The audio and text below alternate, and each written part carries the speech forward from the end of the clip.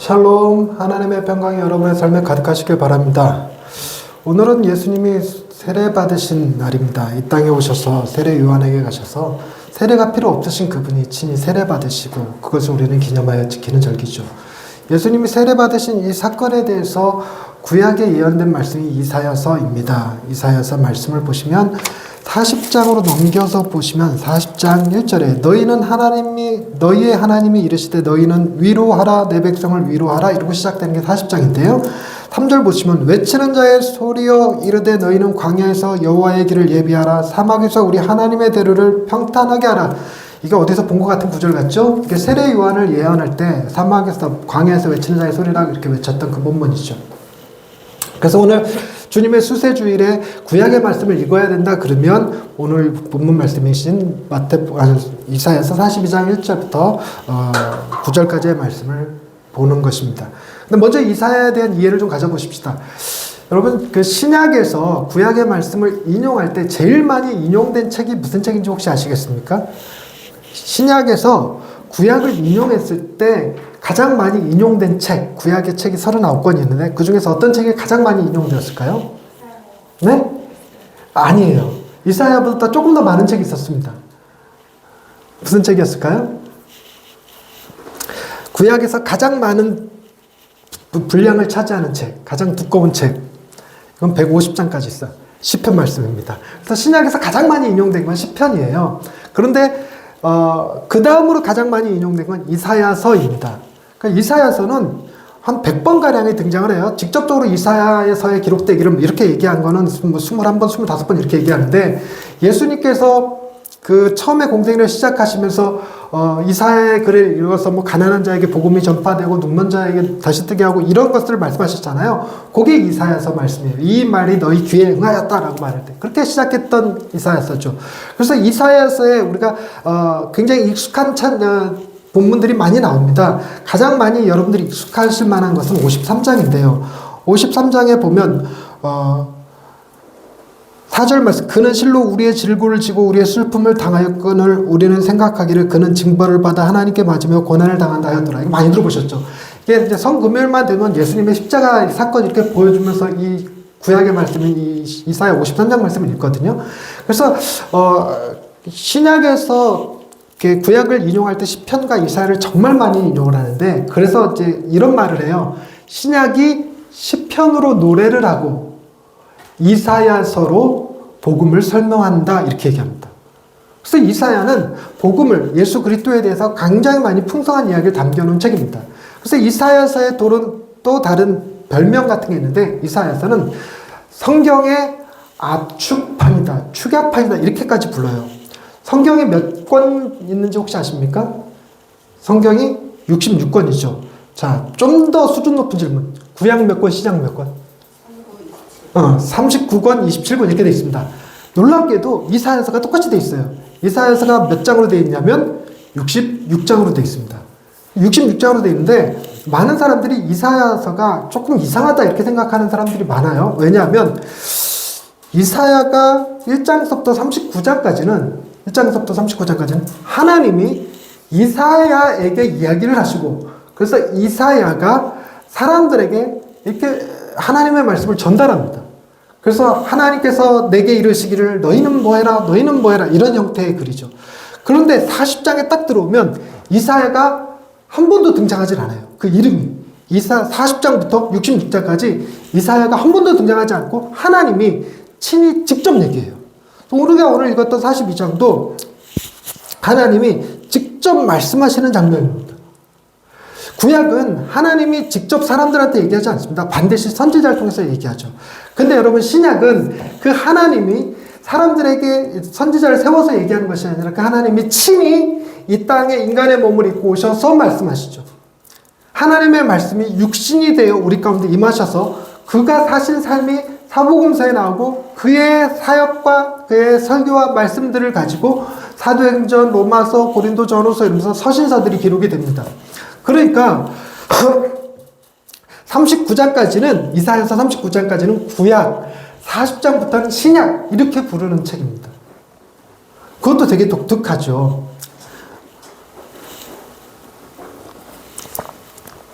그래서 이사야는 구약에서 그 이 책이 가지는 무게가 비중이 굉장히 큽니다.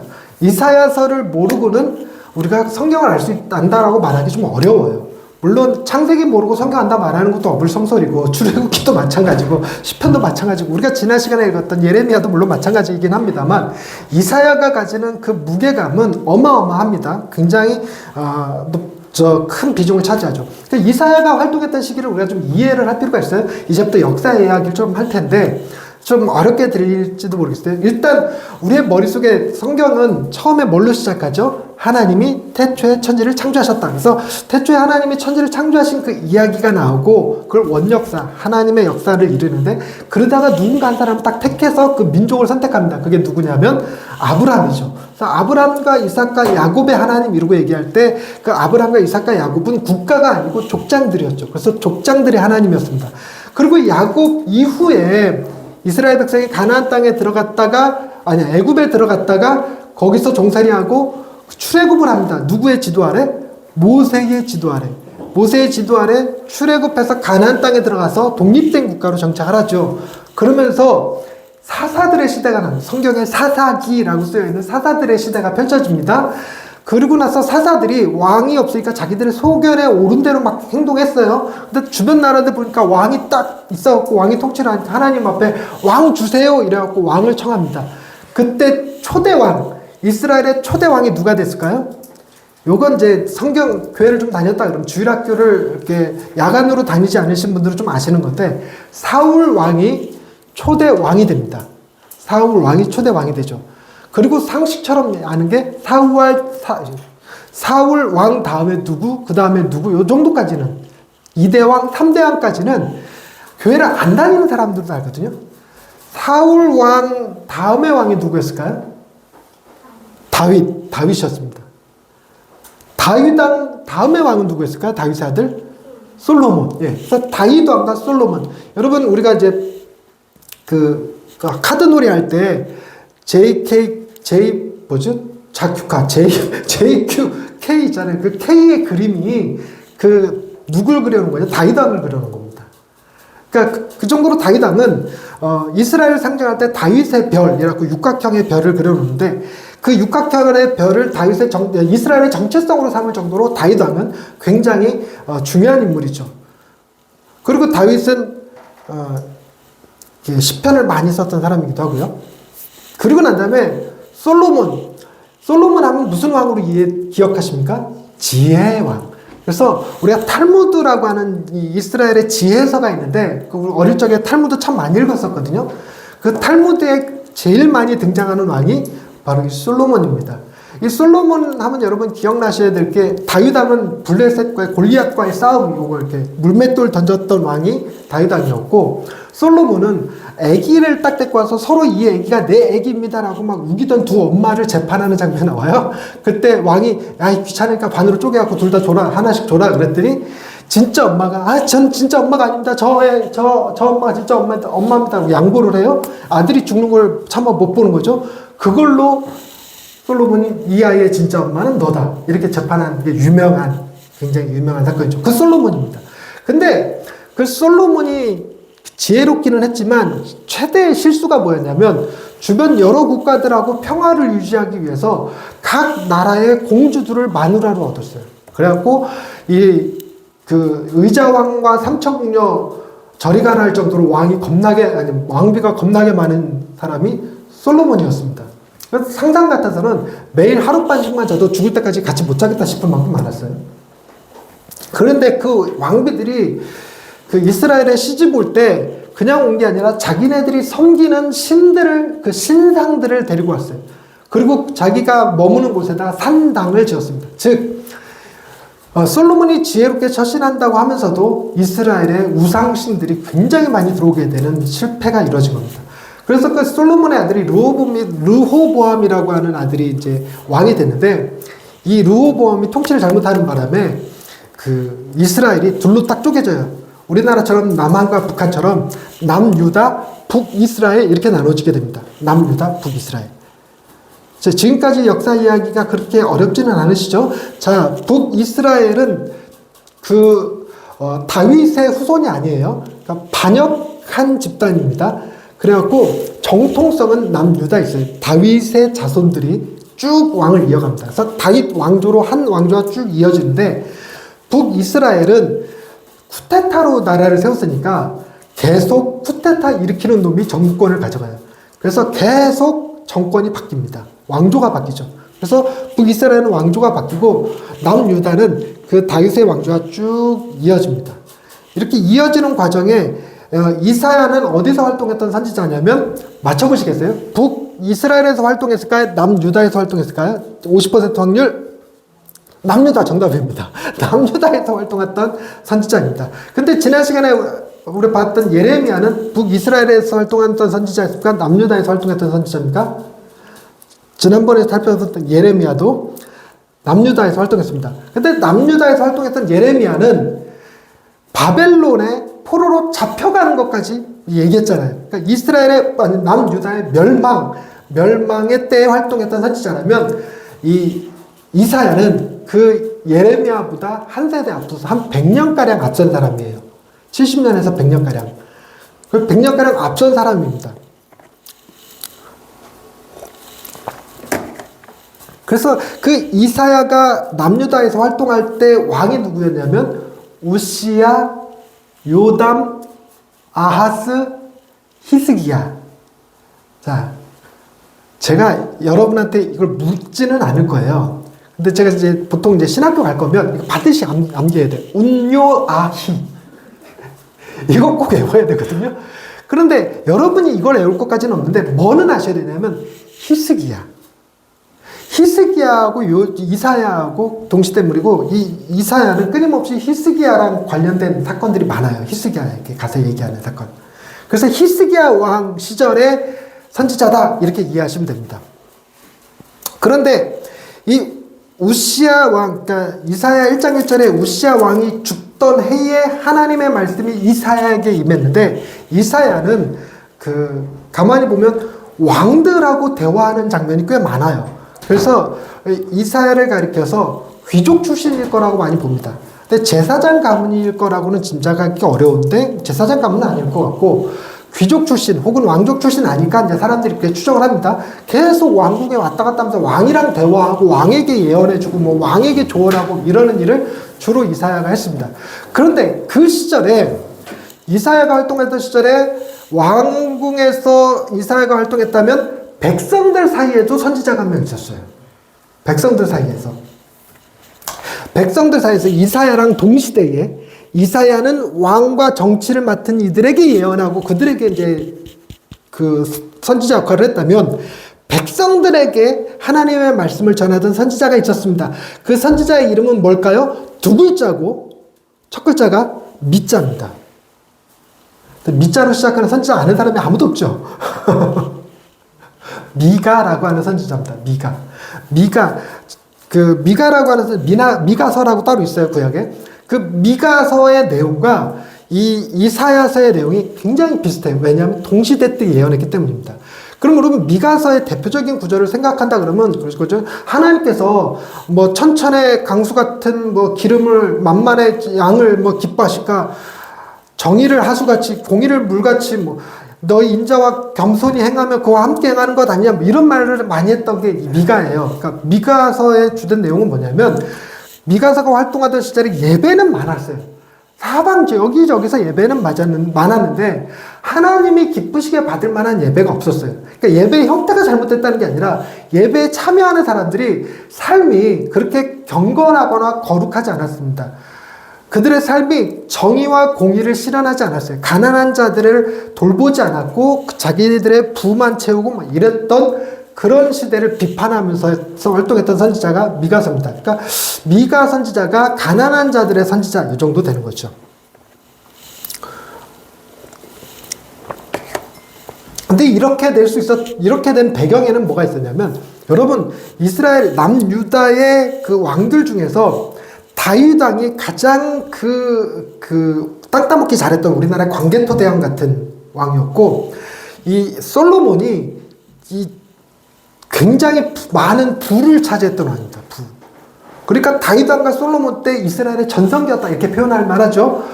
그러고 나서 남부로 갈라져서 좀 이렇게 뭔가 쪼잔해졌는데 우시아 왕 때, 우시아가 52년인가를 통치를 하는데 얘가 경제 통이었어요. 그래갖고 이스라엘이 경제적으로 굉장히 막 부강해졌습니다. 막 부강해지니까 우시아가 여러분 그런 거 있지 않나요? 뭔가 어느 한 분야에서 성공을 딱 하면 사람이 묘하게 교만해져요. 그래갖고 자기가 자기 분야가 아닌 것도 다 안다고 생각해요. 요즘 그거를 현대에서는 그 빌 게이츠, 죽은 사람이 빌 게이츠니? 빌 게이츠 아니고 누구야 그러면? 진짜 아이폰 응? 스티븐 잡스 병이라고 그러는데 스티븐 잡스가 이 IT 업계에서 엄청난 한 획을 걷잖아요. 근데 암에 딱 걸렸습니다. 그래서 의사가 이렇게 하세요 저렇게 하세요 그러는데 스티브 잡스가 의사는 다 무식해. 내가 다 알아. 그래갖고 스티븐 잡스는 지가 알아서 약도 조절하고 뭐도 조절하고 다 이렇게 했어요. 그러다 끝내 죽었습니다. 그래서 이걸 스티브 잡스 병이라고 그러는데 스티브 잡스 증후군이 뭐냐면 어느 한 분야에서 성공을 하면 자기 분야가 아닌데도 다 자기가 제일 잘한다 이런 착각을 갖는 겁니다. 이런 병을 우시아가 걸려버린 거야. 그러니까 우시아가 50몇 년 동안 국가를 부강하게 만들었으니까 자기가 뭐도 할 수 있다고 생각했냐면 제사장도 할 수 있다고 생각한 거예요. 그러니까 왕과 제사장에 이렇게 갈라져 있으니까 그 이스라엘은 하나님의 신정 국가 아니에요. 그러니까 왕보다 제사장의 권위도 탐이 났던 겁니다. 그래서 직접 자기가 제단에 들어가서 하나님께 제사를 드리려고 했다가 하나님이 탁 치셔갖고 나병에 걸렸어요. 그래서 나병에 걸려서 죽었습니다. 그 나병에 걸려 죽던 해에 이사야가 활동하기 시작한 거예요. 그러니까 이사야가 활동했던 시절은 가난했던 시절이 아니라 부유했던 시절입니다. 부유했던 시절에 그 제사장의 권위가 땅에 떨어져 버린 시대였어요. 그러니까 사람들이 예배는 드리는데 하나님을 공경하는 마음은 없었어요. 그러니까 예배는 거의 형식이었고 그들은 먹고 사는 게 이렇게 흥청망청했으니까 서로 뭐 땅 차지하고 사람들 그 착취하고 억압하고 돈 있는 사람들은 재판할 때 어떻게 할까요? 돈 있으면 재판 순순히 받을까요? 뇌물 줘서 재판을 유리하게 끌고 가겠죠. 그런 일이 벌어지던 시대예요. 그러니까 가난한 자들은 유전무죄, 무전유죄를 살아야만 했던 그런 시대였습니다. 그리고 우시아 왕이 죽고 난 다음에 그의 아들 요담이 왕이 됐는데 요담은 하나님 보시기에 그렇게 나쁜 왕은 아니었던 것 같아요. 괜찮은 왕이었습니다. 그런데 이제 요담은 이미 부강해져 있으니까 뭘 특별히 다른 걸 안 했습니다. 그냥 그 상황을 이렇게 잘 지키는 것만 했어요. 잘 지키는 거. 그래서 비교적 그 우시아 왕이 이룩한 모든 것들을 요담 때 이렇게 스무스하게 잘 지켜냈어요. 근데 요담은 뭐도 안 했냐면 종교 개혁도 하지 않았어요. 그러니까 우시아 시절에 있던 그 종교 타락의 상황이 요담 때도 그대로 이어졌습니다. 그러다가 정말 중요한 사건이 벌어지는데 그 다음 왕이 아하스라는 왕인데 아하스라는 왕이 됐을 때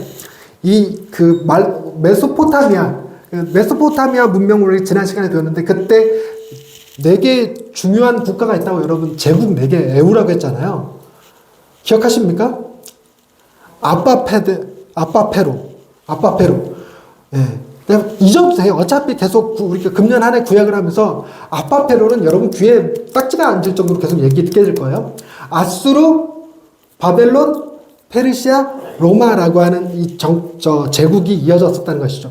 그 처음 아수르가 등장하던 시기가 이 아하스 왕 때예요. 아수르가 막 힘을 발휘해갖고 그 메소포타미아의 여러 국가들을 막 다 휘어잡고 하나의 제국을 만들었어요. 그러다 보니까 그 바로 아래에 있었던 아람이라는 국가랑 북이스라엘 얘네들이 겁이 난 거예요. 겁이 나니까 어떻게 했냐면 아람이랑 북이스라엘이랑 둘이 연합군을 만듭니다. 그래서 아수르에 대항하자고 둘이 연합군을 만들었는데 이 둘 힘만으로는 부족하니까 누구를 꼬드겼냐면 남유다를 꼬드긴 거예요. 야 남유다야 우리 같이 힘을 합쳐서 저 아수르를 물리치자 이래버린 겁니다. 그때 왕이 아하스였던 거예요. 근데 아하스가 가만히 생각해 보니까 쟤네들이랑 편먹어갖고 아수르를 이길 것 같지가 않은 거예요.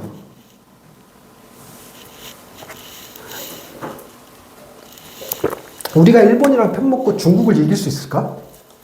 아니면 우리가 중국이랑 편먹고 미국을 이길 수 있을까? 뭐 이런 느낌이랄까? 뭐 그런 겁니다. 그러니까 이제 이 실용 외교를 취한다고 생각하고 그 아람이랑 북이스라엘이랑 이 편먹은 팀을 시리아 팀이라고 부르고 이스라엘 남유다를 에브라임, 남유다의 별명이 에브라임이라는 이름이 있었거든요. 그래서 에브라임이라고 하는 이름을 써서 시리아 에브라임 전쟁 이렇게 얘기합니다. 시리아 에브라임 전쟁. 이 시리아 에브라임 전쟁이 굉장히 중요한 전쟁이 되어버렸어요. 이때 이 전쟁 때 아하스 왕이 자 선택지가 두 개가 있잖아요. 시리아 편, 연합군 편에 가담할 것인가, 아니면 아수르 편에 붙을 것인가. 두 개가 있잖아요. 그래서 이사야한테 물어봅니다. 이사야 선지자, 내가 뭘 선택하면 좋겠어? 그랬더니 이사야는 뭐라고 그러냐면 시리아 편도 들지 말고 아수르 편도 들지 말고 하나님만 신뢰해라. 이렇게 하겠다. 하나님만 신뢰해라. 그랬더니 아하스가 그게 말이야 방구야 그래버린 거야.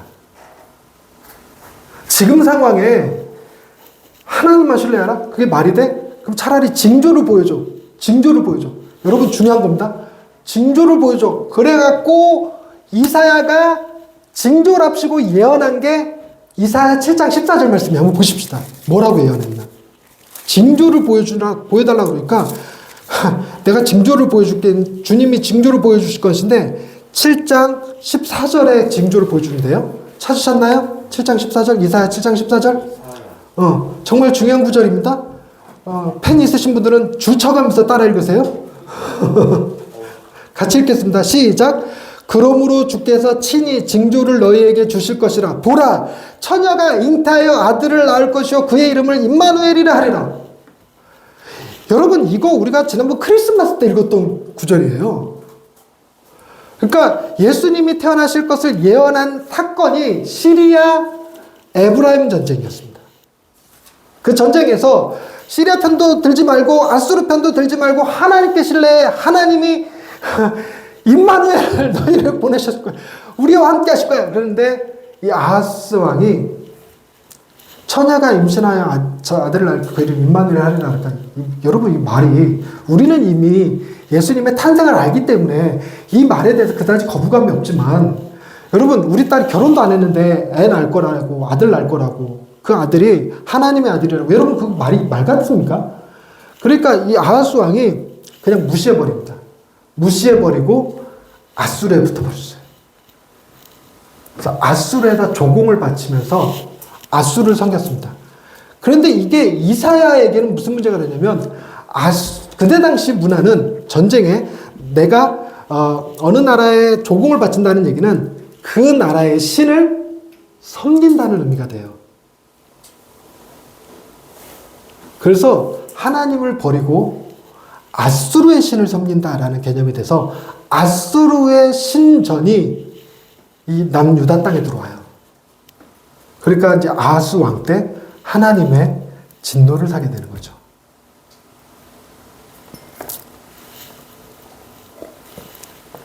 근데 어찌됐건 아하스가 그 신앙은 잘못했어도 국제 정세는 바르게 판단했던 것 같아요. 그래서 아수르에게 조공을 바치니까 아수르가 내려와 갖고 아람이랑 이스라엘을 이렇게 초토화시킨 겁니다. 그렇게 해서 북이스라엘이 멸망했어요. 그래서 북이스라엘이 멸망한 건 아하스 말년 이 히스기야 이렇게 아하스랑 히스기야가 한 10년 가까이 공동 통치를 했는데 그 시기에 그 북이스라엘이 722년에 멸망합니다. 그러고 난 다음에 히스기야가 왕이 되니까 히스기야는 그 구약의 이스라엘의 유대 왕들 중에서 제법 하나님께서 인정하는 선한 왕 중에 하나예요. 그러니까 나는 하나님만 섬길래 이러고 아수르에게 조공을 안 바쳐버렸어. 조공을 안 바쳐버렸어.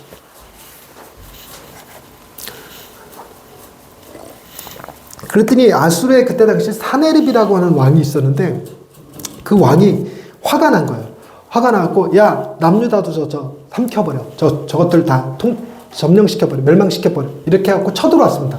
아수르가 쳐들어와갖고 그 남유다의 여러 성들이 다 초토화되고 그 수도 예루살렘이 포위가 됐습니다. 예루살렘이 포위가 됐는데 그 구약에 나오는 여러 사건들 중에 중요한 사건이 일어났는데 그때 천사가 이 사내립 아수르 군대에 들어와갖고 어마어마한 사람들을 싹 죽여버리는 사건이 벌어집니다. 37장 이사야서 37장 36절 말씀 37장 36절 말씀 이게 사내립 그러니까 아수르와 남유다의 전쟁입니다. 아수르와 남유다의 전쟁 36절에 여호와의 사자가 나가서 아수르 진중에서 몇 명을 죽여요? 18만 5천 명. 18만 5천 명을. 그러니까 히스기야는 전쟁도 치르지 않고 그러니까 손가락 까딱 안 하고 하나님이 직접 그때 당시 가장 강대국이라고 하는 아수르 그 중에서 가장 그 잔인한 왕이라고 했던 사내립 군단을 18만 5천 명을 천사가 죽여버리는 거예요. 그리고 이스라엘을 침공했던 그러니까 유다를 넘봤던 이 사내립은 어떻게 됐냐? 사내립은 38절, 우리가 37장 36절 읽었는데 37장 38절 자기 신 니스록의 신전에서 경배할 때에 그의 아들 아드람멜렉과 사레셀이 그를 칼로 죽이고 아라라 땅으로 도망하였다. 그러니까 아들들한테 살해당해. 그러고 나서 아수르가 그죠? 이거 콩가루 집안이잖아. 아들들이 아빠를 죽인 거야. 그러니까 아수르가 콩가루 집안이 되면서 오합지졸이 되니까 그 다음 나라가 뭐가 부상했다? 그렇지. 바벨론이 신흥국가로 일어선 거예요. 그러니까 바벨론이 신흥국가로 일어서 갖고 소문을 들은 거야. 히스기야가 아수르를 물리쳤대. 그 전쟁에서 사내립이 죽었대. 놀랍지 않습니까? 그래갖고 바벨론이 사신들을 보내서 히스기야 왕한테 찾아온 거예요. 근데 히스기야가 그때 마침 병에 걸려서 죽을 뻔했거든요. 그래서 유명한 사건이 벌어지는데 히스기야가 병에 걸려서 죽으니까 이제 이사야가 너 죽을 거야. 그러니까 유언 남겨. 네 자녀들 누구 왕을 세울 건지 유언 남기고 그리고 곱게 죽어. 그랬는데 히스기야가 죽기 싫었던 거예요. 그래서 나왔던 게 뭐냐면 유명한 면벽 기도라는 게 있어요. 벽을 보면서 통곡하며 기도했어요. 통곡하면서. 면벽 기도. 그래서 구약에 나오는 유명한 기도 중에 하나가 히스기야의 면벽 기도라는 게 있습니다. 그랬더니 막 히스기야가 막 기도했더니 하나님이 감동받으셨네? 그래갖고 히스기야한테 그래 내가 너 살려줄게. 10년 더 살아. 이렇게 10년 더 살아. 그랬더니 히스기야가 그걸 내가 어떻게 믿어요? 어떻게 믿어요? 그래갖고 그럼 증거를 보여줄게. 그래서 해시계가 그때 있었는데 해시계 그림자가 갑자기 역행하는 거야. 10도 뒤로 물러났어. 그림자가 10도 뒤로 물러났어요. 이게 유명한 히스기야의 기도 사건이거든요. 근데 이게 왜 여러분이 알고 있어야 되냐면 그 구라예요. 나중에 저기 구라라는 사실 알고 나서 내가 얼마나 실망했는지 몰라. 나사에서 우주선을 쏠 때 그 지구 자전 속도, 공전 속도 다 계산해서 이 대기권을 뚫고 올라가기 위해서 시간 계산이라는 게 필요한데 아무리 시간 계산을 해도 하루가 비더래. 하루가 안 맞더래. 그러니까 하루가 왜 안 맞지? 그러니까 구라예요. 나 나중에 구라라는 얘기 듣고 얼마나 웃겼는지. 왜 하루가 안 맞지? 하고 보는데 성경학자가 거기 이제 신앙인이 성경에 해가 멈췄던 때가 있었다. 그러니까 이스라엘이 출애굽해갖고 막 전쟁할 때 막 전쟁에서 이기고 있으니까 모세가 하나님 태양아 멈춰라! 달아 멈춰라! 했던 사건이 있어요. 그때 태양이 멈췄던 시간이 있어. 그 멈췄던 시간을 집어넣으니까 한 몇 시간이 또 비더래. 그 비는 시간이 어떻게 된 거지? 하고 찾아봤더니 히스기야가 기도하는 바람에 해 시계가 뒤로 옮겨진 거야, 10도가. 그거까지 계산에 딱 넣었더니 딱 정확하게 맞아떨어서 우주선을 쐈다. 이 얘기를 내가 어릴 적 부흥회 때 듣고 와, 하나님의 말씀 너무 정확해 막 그랬던 적 있어요. 그래갖고 나도 이거를 설교하려고 자료를 막 찾아보는데 대표적인 기독교 구라 중에 하나로 뜨더라고. 나는 정말 그래갖고 정말 실망 많이 했었어요. 어찌됐건 간에 그 정도의 구라가 만들어질 정도로 중요했던 사건, 이 해양의 해시계가 뒤로 물러났던 사건입니다. 그러니까 바벨론이 와, 아수르도 물리쳐 그 히스기야는 죽었다 살아나? 그러니까 와서 히스기야를 경배를 했는데, 여러분 그 정도 되면 히스기야는 누구를 자랑해야 돼? 하나님을 자랑해야지. 하나님을 자랑하지 않고 히스기야가 자기 힘을 과시했어요. 바벨론 그 사신들한테. 그러면서 무기고와 내탕고, 그러니까 보물창고를 싹 열어갖고 구경시켜준 거예요. 봐, 내가 이런 사람이야. 이러면서 무기 잔뜩 보여주고 그 보물 잔뜩 보여주고. 그랬더니 여러분 생각해보세요. 바벨론이 아수르 다음으로 그 메소포타미아의 강대국이 되거든요. 제국이 됐을 때 뭐가 생각났을까? 남유다에 있는 보물이 생각났던 거예요. 그래갖고 바벨론이 쳐들어와서 남유다 먹어버린 겁니다. 그래서 보물 있고 싹 다 집어간 거예요. 그 결정적인 역할을 누가 했냐? 히스기야가 한 거였어요. 그래서 이제 하나님이 노해갖고 히스기야한테 너 이제 곧 죽고 네 나라는 바벨론에게 넘길 거야. 이렇게 얘기합니다. 근데 네 때는 아니라 우리 자식 때 그렇게 될 거야. 그랬는데 한번 말씀 보십시다. 39장 8절 말씀. 히스기야가 이딴 소리를 합니다. 히스기야가 이사야에게 이르되 당신이 이른바 여호와의 말씀이 좋소이다 하고 또 이르되 내 생전에는 평안과 견고함이 있으리로다. 그러니까 전형적인 내로남불의 왕이었어요. 나만 아니면 돼. 네 아들 때 네 환관들이 다 잡혀가고 이스라엘 멸망할 거야. 유다 멸망할 거야. 그러는데 나만 아니면 돼. 이러기 그랬던 왕이 히스기야 왕이었던 거예요. 그러고 난 다음에 그게 히스기야 왕의 마지막이었고, 그리고 40장으로 딱 넘어가면서 뭐라고 시작되냐면 너희의 하나님이 이르시되 너희는 위로하라 내 백성을 위로하라. 이사야가 말하는 것이 아니라 40장부터는 뜬금없이 하나님이 딱 등장해서 하나님이 이야기를 하기 시작해요. 그래서 학자들은 아마도 이사야서는 제1 이사야, 제2 이사야 이렇게로 구분해야 된다 이렇게 주장을 합니다. 그러고 나서 실제로 여러분 더 놀라운 거는 뭐 찾아보시는데 44장 28절 44장 28절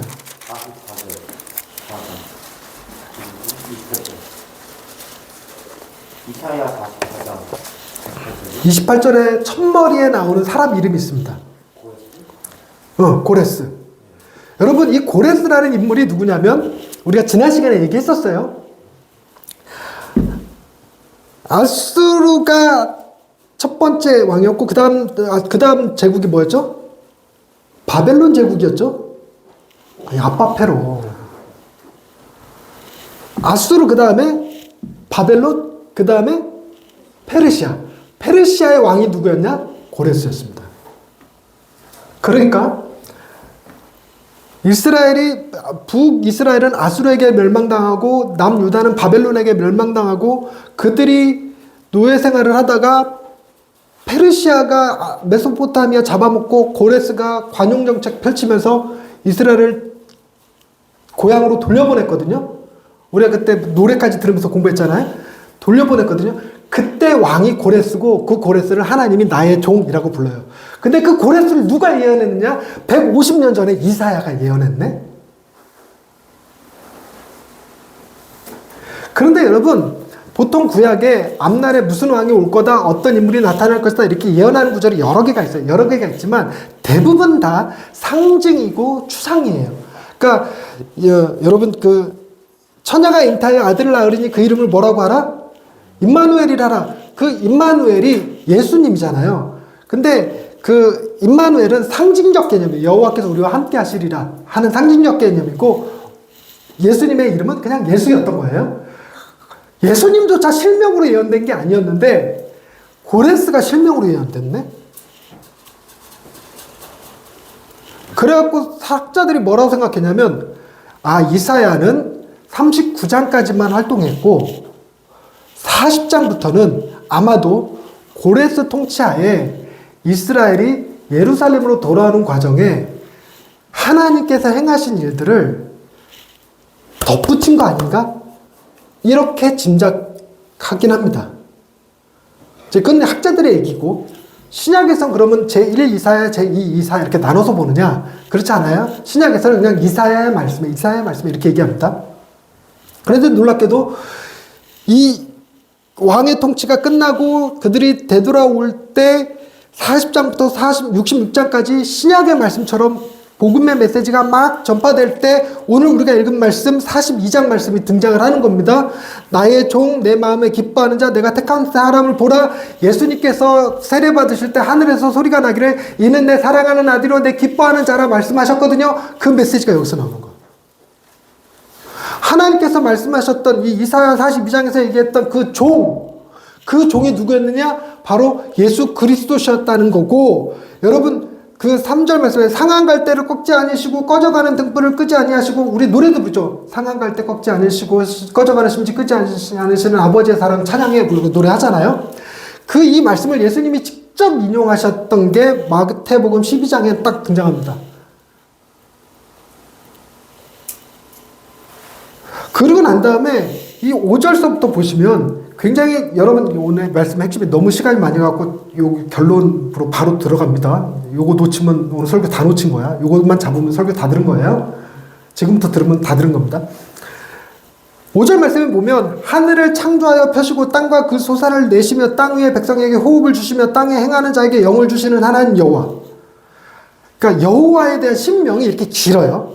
긴데 그 하나님은 결국 무슨 하나님이라고 말하는 거냐면 온 우주의 모든 생명의 창조자 되시는 하나님이에요. 여러분 여기서 달까지의 거리가 얼마나 될까요? 여기서 달까지의 거리가 어마어마하겠죠? 그럼 여기서부터 태양까지 거리는 얼마나 될까요? 여러분 상상을 초월할 겁니다. 근데 여기서부터 태양까지 거리가 아니라 태양서부터 태양계까지 거리는 얼마나 될까요? 여러분 그건 이제 우리가 몇백 광년을 달려야 돼요. 그러니까 1광년, 그러니까 빛의 속도로 달려도 몇백 년이 걸려요. 근데 그게 은하계죠. 은하계 안에 태양계가 여러 개가 있는 거예요. 그 은하계 전체 크기를 여러분 상상해 보실 수 있을까요? 그 은하계가 우주에 몇 개 있을까요? 은하계가 그 은하계의 숫자가 바닷가에 모래알같이 많다는 거죠. 그 어마어마한 우주 한복판에 작고 푸른 점이, 요만한 점이 하나 있는데 그게 지구예요. 그 지구 안에 우리가 살고 있는 거예요. 그 지구 안에 향남 땅에 예양교회에 저와 여러분들이 있는 겁니다. 그 우주를 지으신 분이 우리와 함께 하시겠다는 거예요. 지금 이 말이. 우리와 함께 하시겠다. 우리와 함께 하시면서 뭘 하시겠는가? 7절 내가 눈먼 자들의 눈을 밝히며 갇힌 자들을 감옥에서 이끌어내며 흑암에 앉은 자를 감방에서 나오게 하리라. 나는 여호와다. 와, 이 우주 만물, 그 엄청난 우주를 만드시고 그걸 통치하시고 지금까지도 그 우주를 붙들고 계시는 하나님이 눈먼 자에게 관심을 갖고 가난한 자에게 관심을 갖고 나 같은 자에게 갇힌 자에게 흑암에 맺혀 살아가는 자들에게 관심을 가지시고, 그 하나님이 우리에게 왜 그토록 관심을 가질까? 여러분 이게 핵심이에요. 여러분 구약시대에는 눈먼 자, 갇힌 자, 흑암에 앉은 자들은 하나님의 저주를 받은 자들이라 그랬거든요.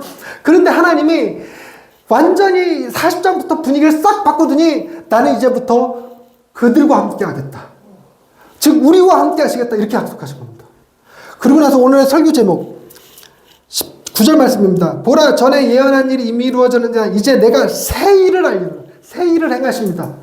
구약에서는 이제 하나님께서 율법을 얼마나 잘 지켰느냐, 네가 얼마나 위대하냐. 그래서 구약에 예언된 구약의 이야기는 계속 어떤 왕이 어떤 선지자가 계속 그러고 가요. 왕과 선지자의 이야기죠. 그런데 신약으로 딱 들어오면 가난한 농부 이야기, 농사 짓는 사람 이야기, 눈먼 자를 만나시고 병든 자 고치시고 배고픈 자를 돌보시고 이렇게 바뀌어요. 왕의 이야기가 아니라 저와 여러분의 이야기로 바뀌죠. 그러면서 더 이상 구약의 메시지 당시로 하나님이 구원하시는 것이 아니라 하나님이 보내신 자, 바로 이 종을 통하여 우리에게 구원을 베푸십니다. 그리고 그 구원이 우리에게 어떤 방식으로 임하시는가? 그게 53장이었던 거예요. 그분은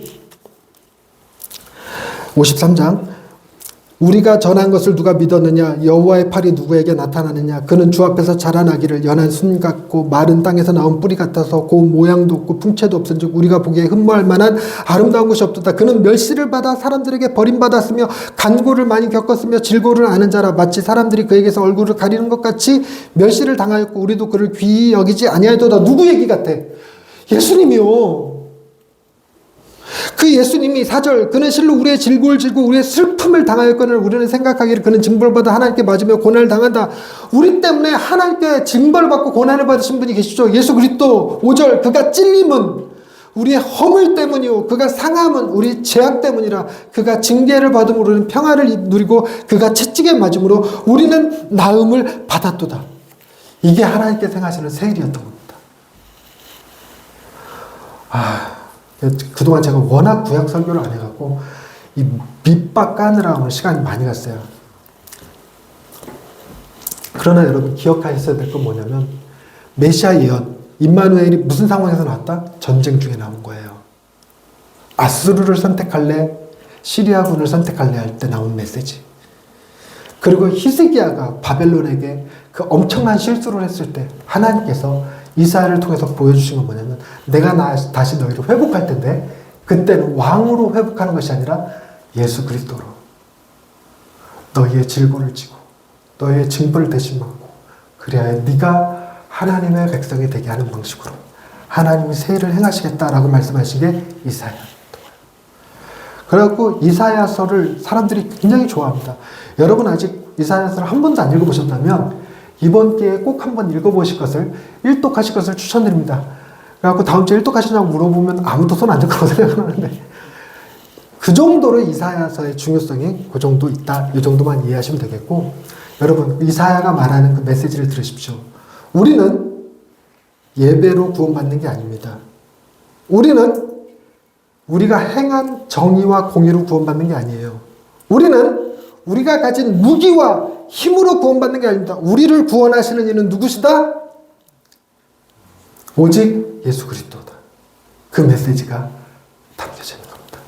하나님은 당신의 아들 예수 그리스도 통하여서 우리를 구원하시기를 기뻐하시는 분이십니다.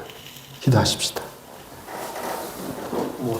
하나님, 이사야가 활동하던 시절을 돌아보고 살펴보고 그 역사를 펼쳐 또 보느라 말이 길어졌지만 우리가 기억해야 될 것은 역사가 아니라 그 소용돌이치는 역사 한복판에서도 여전히 우리에 대한 놀라운 계획을 품고 계셨던 하나님의 새로운 일임을 믿습니다. 그 새 일이 예수 그리스도를 통하여 우리를 하나님의 자녀로 삼으시고 하나님의 백성으로 우리를 삼으실 것에 대한 약속이었음을 보았습니다. 우리도 그 하나님의 일하심을 붙드는 주의 자녀들 되게 하옵소서. 우리의 힘과 지혜가 아니라 우리의 거룩과 경건이 아니라 우리를 위하여 십자가에 피 흘리신 예수 그리스도만이 우리를 구원하실 수 있는 참된 우리의 구원자이심을 기억하고 그분과 동행하는 예양의 식구들 다 되게 해주옵소서. 예수님의 이름으로 기도드립니다. 아멘.